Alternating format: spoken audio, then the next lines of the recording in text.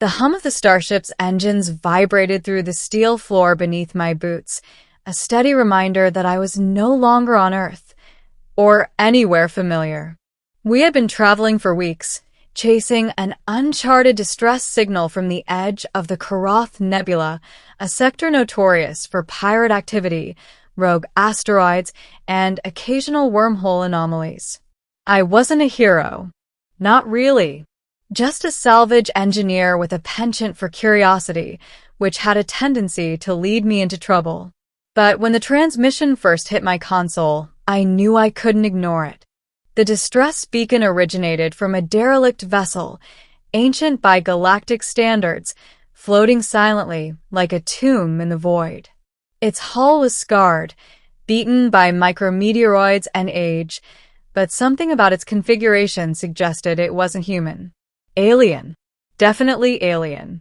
And according to the panicked energy readings, someone or something was still alive inside. I docked my little craft and sealed the airlock, the metal groaning under pressure. The moment I stepped inside, the darkness pressed against me, thick and suffocating.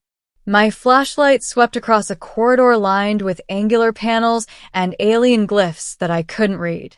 Every step echoed. Every shadow seemed to watch. Then I saw her. At first, I couldn't tell what I was looking at. She stood at the far end of the corridor, a figure in full armor, helmet down, visor reflecting my light like a predator's eye. She moved fluidly, cautiously, every motion measured and deliberate. I froze for a fraction too long, and she froze as well, like we had entered some unspoken truce, a mutual recognition of each other's presence. Her weapon, held loosely in one hand, was clearly more advanced than anything in my arsenal, but it didn't feel threatening. Not yet. Just wary. I'm not here to hurt you, I said, trying to sound calm. My voice, I hoped, carried some authority. She didn't respond, only tilted her head, the armor clinking softly, her gaze following my every movement. Then finally she spoke, but not through words I could understand. The sound was alien, melodic, vibrating in my chest more than my ears. But then, almost instantly, I felt it, a translation imprint, courtesy of my neural interface. Why are you here? I came for the distress signal, I said. I thought you might need help. There was a pause. Longer than it should have been, and then she shifted slightly, hands coming up to adjust her helmet. The movement was hesitant, almost intimate, as if every motion carried weight. And that's when I noticed it, the slight tremor in her fingers, a human-like vulnerability beneath the layers of alien technology. I didn't know why, but my heart caught. Despite her imposing presence, despite the advanced combat suit and the glint of energy weapons, there was something fragile about her, something real. Let me help, I said, taking a cautious step forward. You're hurt, or at least exhausted. I can tell. The visor reflected my words back at me, and then, slowly, deliberately, she reached for the clasp at the back of her neck. The sound of metal shifting, of armor moving, echoed unnaturally loud in the empty corridor. I didn't breathe. I couldn't. Every instinct told me to prepare for combat. But nothing came. Instead, the helmet lifted, and her face was revealed. I froze. Not from fear, not entirely, but from recognition, or something like it. She was beautiful. Alien. Yes, impossibly so. High, angular cheekbones, eyes that shimmered with iridescent colors I'd never seen, and skin that glimmered faintly under the dim lights. But what struck me was the vulnerability, the openness. The way her shoulders sagged slightly, the way her hands trembled against her chest plate as she removed the final pieces of her helmet. I started, but the words failed me.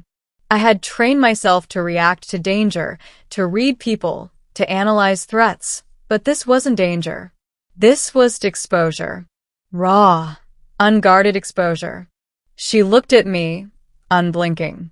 Her eyes, enormous and multifaceted, pierced through my own, searching.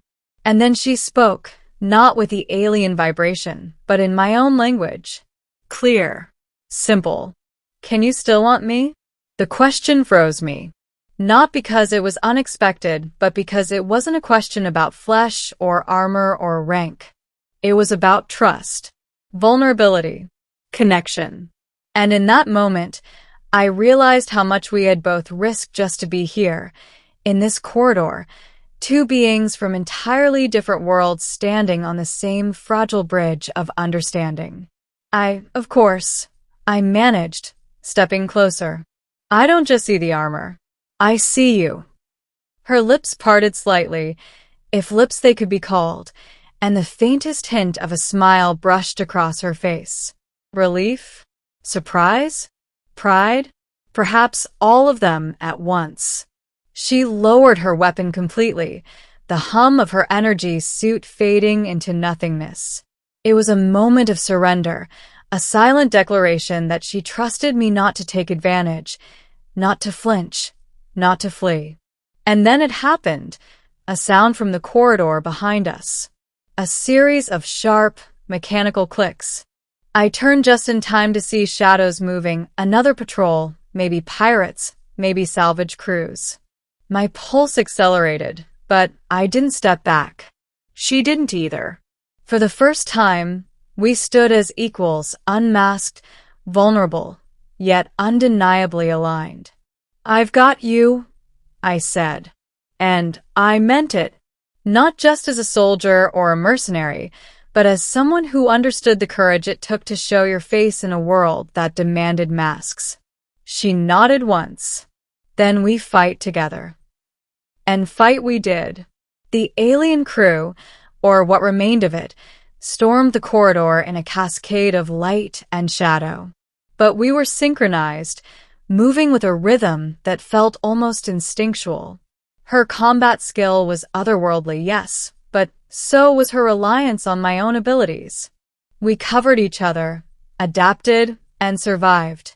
Every threat that came down the corridor fell to the combined force of two beings who had learned, in mere minutes, to trust each other completely. When the last shadow vanished, silence reclaimed the derelict vessel. I expected exhaustion, adrenaline, maybe even relief. Instead, I found her standing there, helmet in hand, looking at me with the same intensity as before. Only now there was a different kind of vulnerability, a quiet confidence, the kind that comes from knowing someone will not falter when you do. You didn't run, she said softly. No, I replied. Neither did you. Her hand hovered for a moment before resting lightly on my arm. It was a small gesture, almost imperceptible, but it carried the weight of worlds. She tilted her head, examining me, studying me as if confirming that the trust we had built wasn't a lie.